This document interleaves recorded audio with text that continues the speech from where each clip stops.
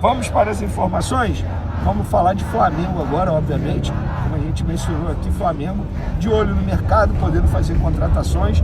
E o Carlos Alcaraz, jogador que a gente já mencionou, o meia argentino do Southampton, está na mira e a negociação está travada. A verdade é essa. Por quê? Inicialmente o Southampton havia topado vender o jogador para o Flamengo por 18 milhões de euros. Beleza, as negociações estavam em andamento, o Southampton se mostrou disposto a vender o jogador por esse atleta e por esse valor, mas nas últimas horas o que o Southampton fez? Pediu ao Flamengo o seguinte: 2 jogadores envolvidos, um deles o Vitor Hugo, jogador que está sendo pouco utilizado no Flamengo, jovem, considerado uma promessa nos tempos de categoria de base, e pediu o Vitor Hugo envolvido na negociação mais os 18 milhões de euros, ou 25 milhões de euros, que dá cerca de 150 milhões de reais. O Flamengo não gostou nem um pouco da postura do Southampton em relação a essa negociação, e a negociação está travada, que dificulta muito a vida do Flamengo. A verdade é essa. O Flamengo nessa janela de transferência ainda não anunciou ninguém e precisa contratar. O Flamengo não vai ter Everton Cebolinha nessa temporada mais. Passou por uma cirurgia séria no tendão de Aquiles. O Vinha, jogador também que vai operar, provavelmente só volta em 2025. O Flamengo precisa contratar. Inclusive para a lateral esquerda, pelo que eu soube através de uma pessoa da diretoria do Flamengo, é que a prioridade é contratar um jogador por empréstimo, sem custo. E aí o Flamengo está no mercado. Tentou o Claudinho esteve muito próximo, você já sabe da novela toda. O Zenit chegou a topar vender o jogador, em cima da hora fez novas exigências essas que travaram o negócio, e o Flamengo não conseguiu a contratação desse atleta até o momento. Virou alvo para o Carlos Alcaraz, mas pelo visto está acontecendo a mesma coisa. Só dando os devidos créditos, quem trouxe essa informação primeiro do Southampton pedindo o Vitor Hugo foi o GE.com, e nós confirmamos a informação. De fato, o time inglês está fazendo essa exigência que faz o Flamengo não querer topar o negócio, e repito, a negociação está travada.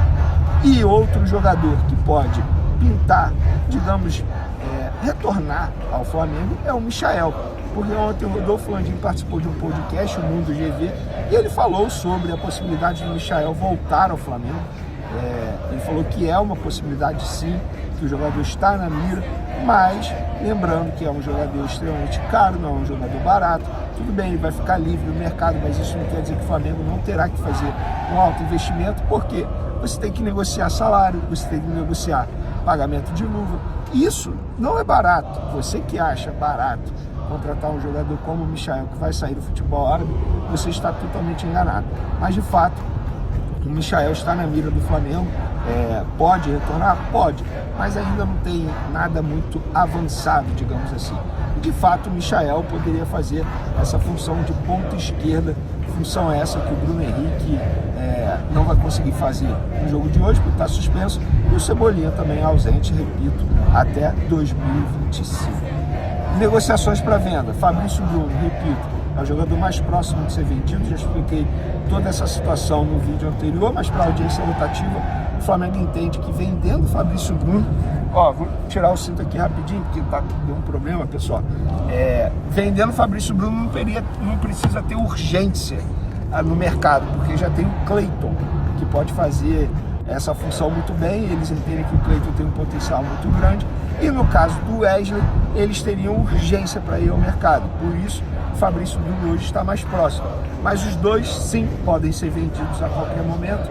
Fabrício Bruno para o Rennes da França e o Wesley para a Atalanta. A Atalanta quer muito o Wesley, entende que o jogador tem um grande potencial, se encaixa perfeitamente ao estilo de jogo do atual treinador, pelo treinador utilizar muito ala, e de fato o Wesley, se eu parar e analisar o futebol do Wesley, no meu entendimento, ele é muito mais ala do que propriamente lateral, porque a parte defensiva dele, para mim, é o ponto fraco dele, mas a parte ofensiva, de fato, ele faz muito bem. Precisa aprimorar ali o cruzamento, algo que ele já vem fazendo nos bastidores. Fora isso, pessoal, nenhuma grande novidade.